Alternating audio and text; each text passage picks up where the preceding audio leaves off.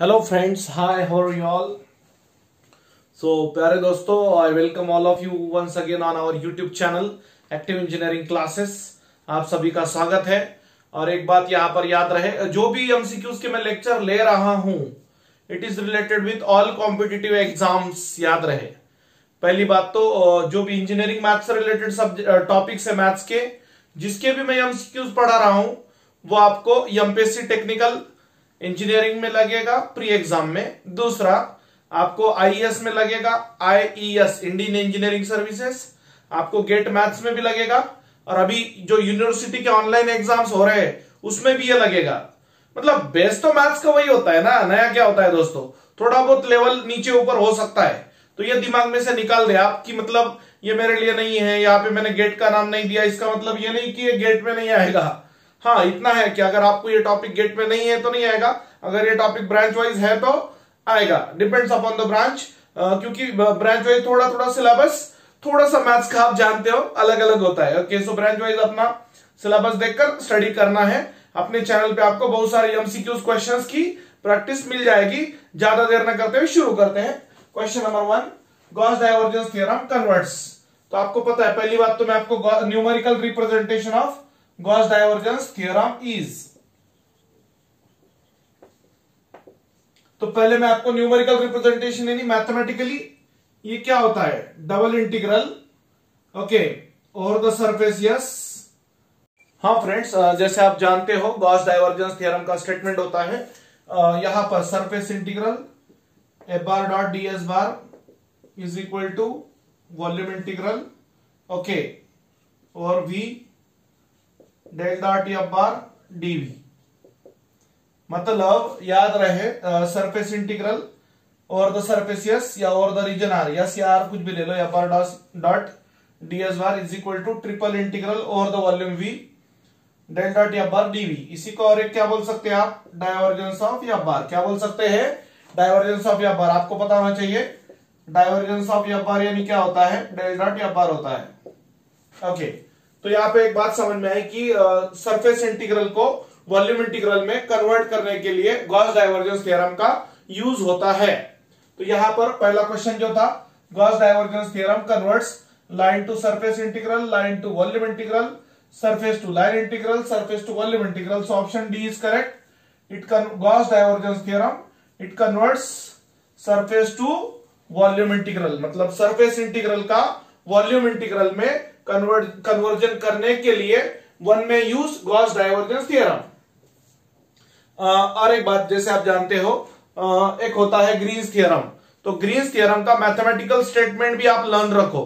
देखो, vector integral calculus में हर एक जो थ्योरम है उसका आपको स्टेटमेंट आना चाहिए, मैथमेटिकल स्टेटमेंट। ओके, तो यू और वी दो फंक्शन है, कुछ बुक में यम और यन दो फंक्शन है। ग्रीन्स थ्योरम की बात चालू है, तो बात चालू है दोस्तों ग्रीन्स थ्योरम की। तो जो रूल है वो यम और यन में नॉर्मली लर्न करने में ज्यादा आसान होता है।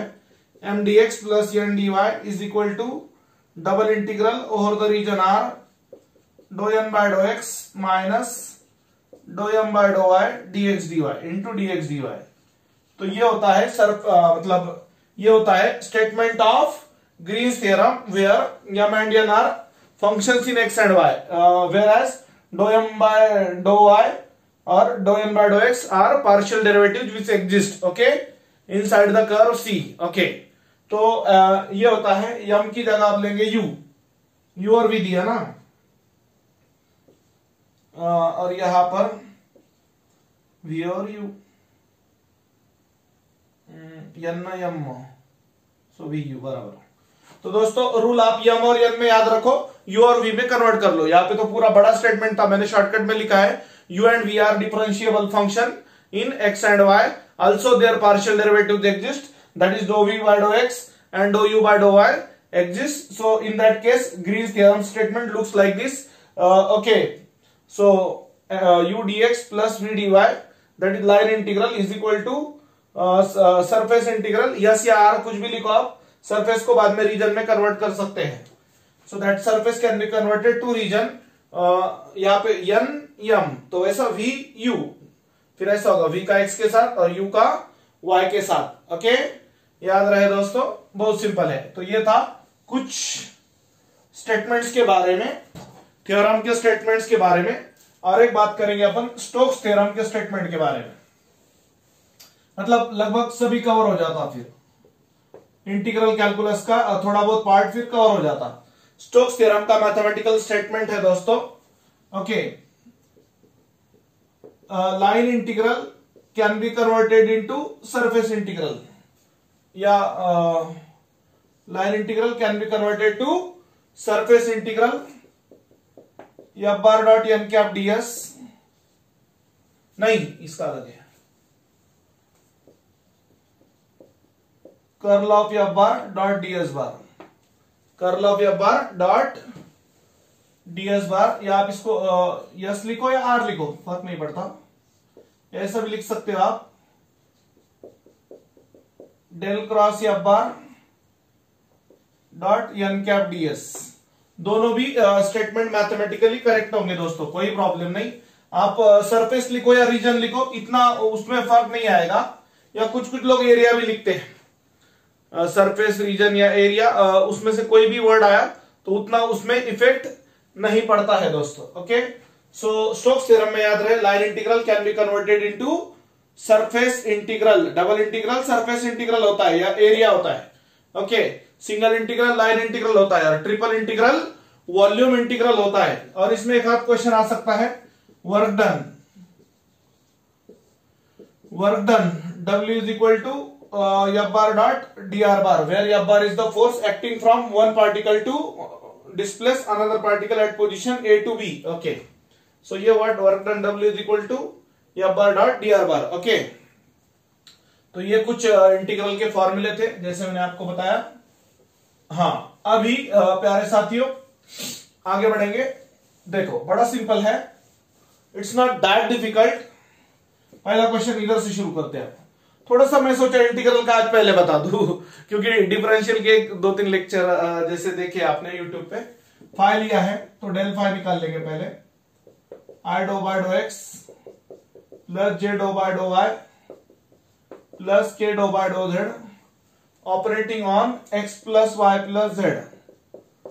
तो आई x का x के साथ डेरिवेटिव 1 होगा, बचे वाले 0, j y का y के साथ 1 होगा, x और z कांस्टेंट, k z का z के साथ 1। सो ये हुआ i प्लस जे प्लस के, ये हुआ अपना डेल फाई। क्या हुआ दोस्तों? Del phi. अब ए कैप यानी वही वेक्टर अपॉन उसका मैग्नीट्यूड। कोई भी यूनिट वेक्टर क्या होता है? The same vector upon its magnitude. So A cap क्या होगा? A bar upon its magnitude, that is mod of A bar. तो यहां पर ये है I plus J plus K upon under root of I का कोएफिशिएंट का square, जे के कोएफिशिएंट का स्क्वायर, के कोएफिशिएंट का square, I plus J plus K upon root 3, okay. तो यहां पर del phi dot A cap I plus J plus K dot I plus J plus K upon root 3 and that. देखो दोस्तों question ये इधर से start किया है मैंने, आई का आई के साथ 1, जे का जे के साथ 1, के का के के साथ 1 अपॉन रूट 3, ये हुआ 3 can be written as root 3 into root 3 upon root 3। So final answer आया रूट 3। यहां पे आपको पार्शियल डेरिवेटिव आना चाहिए दोस्तों, कोई भी डायरेक्शनल डेरिवेटिव के या डेल फाई के प्रॉब्लम है। हाँ, अभी आपको और एक बात मैं एज अ नॉलेज बता दूं, del phi dot A cap जो बताया है उन्होंने, del phi dot A cap, sorry, del phi dot A cap ये होता है directional derivative of phi along any vector A बार।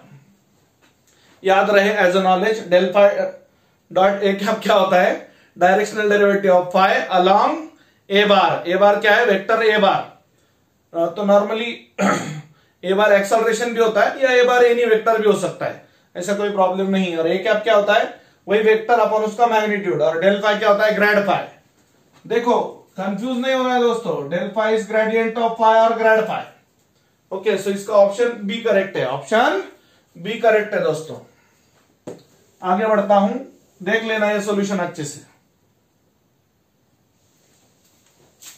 हाँ, बड़ा सिंपल है जी, टेंशन ना लो। आगे बढ़ते हैं, vector differential operator del is equal to dot dot dot. अब कुछ जगह मैंने ऑप्शन नहीं लिखा है क्योंकि वो मैथमेटिकल फॉर्मूला है या स्टेटमेंट है, तो उसमें ऑप्शन लिखने की जरूरत नहीं, आप आइडेंटिफाई कर सकते हैं कौन सा करेक्ट है। ऑप्शन लिखने का जगह और टाइम दोनों भी बचेगा। सो डेल होता है vector differential operator I dow by dough X plus J dow by dough Y plus K dow by dow Z. Yes, हाँ, उसके अलावा वेक्टर या bar is rotational and solenoidal only if, ये तो हो गया ना अभी वेक्टर डिफरेंशियल ऑपरेटर डेल का, ये हो गया वेक्टर डिफरेंशियल ऑपरेटर। अब उसके बाद का ये क्वेश्चन है सोलेनॉइडल। देखो भाई, वेक्टर या bar is irrotational if del cross या बार इज जीरो। इरोटेशनल के लिए क्या लगता है? जीरो। एंड सोलेनॉइडल, मैंने दोनों भी कंडीशन इसमें ले लिया, डेल डॉट या बार जीरो। ओके दोस्तों, अच्छे से याद रहे, डेल क्रॉस या बार जीरो अगर आया या जीरो बार आया तो इरोटेशनल, जीरो या जीरो बार दोनों में से कुछ भी लिखो चलता है। और सोलेनॉइडल डेल डॉट या बार, सोलेनॉइडल के लिए डॉट और इरोटेशनल के लिए क्रॉस प्रोडक्ट होता है दोस्तों। ओके, बड़ा सिंपल है। तो ये 2 और ये 3 का हो गया। देख लो अच्छे से, फॉर्मूला बेस्ड क्वेश्चन है। और किस जो पर्टिकुलर एक क्वेश्चन बैंक में से मैंने ये लिया था, तो उसमें ये प्रॉब्लम का ऑप्शन उन्होंने गलत दिया है। चैलेंज के साथ बोलता हूं मैं आपको। ओके, मिटा दूं।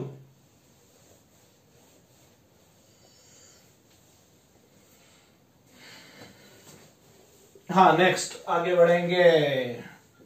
1 मिनट, आप फ्रेम में सब आ रहा है। कितना मिनट हुआ है वीडियो का? 10 मिनट। चलो अच्छा है, कोई बात नहीं। Del are,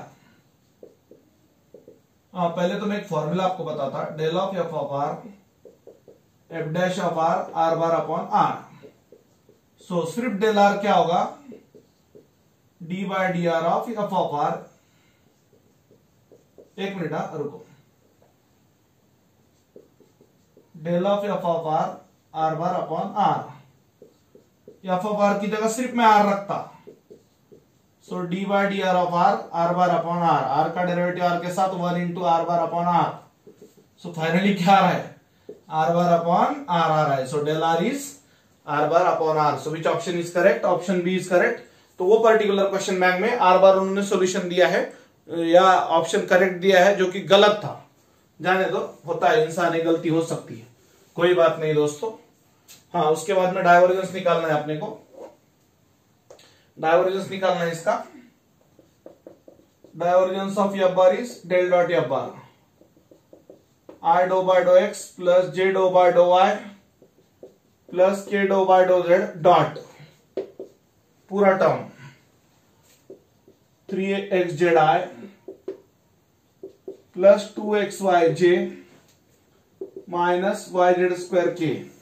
okay friends, so यहां पे x का x के साथ पार्शियल डेरिवेटिव, y का y के साथ पार्शियल डेरिवेटिव और z का z के साथ पार्शियल डेरिवेटिव।